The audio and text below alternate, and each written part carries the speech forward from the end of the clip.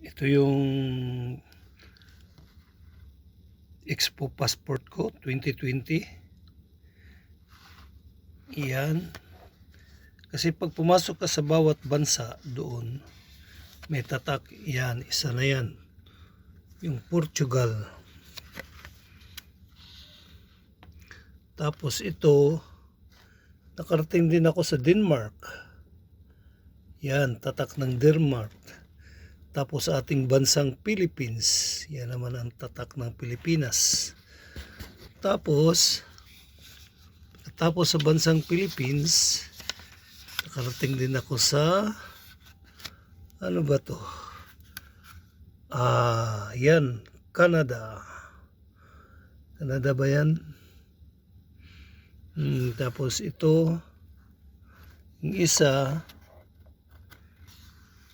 di ka ano makita, ano ba to?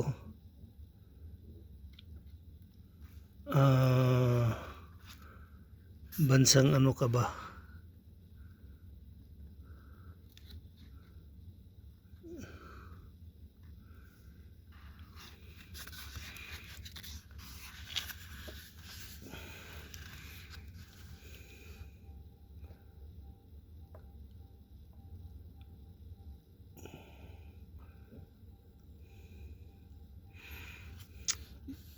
Hindi ko ganong makita yun.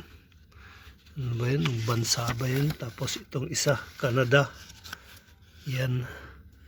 Canada. Tapos dito sa may Russia. Ang malalaking bansa, hindi ko pa napasukan doon. Amerika, Japan. At iba-iba pa. At ito naman ang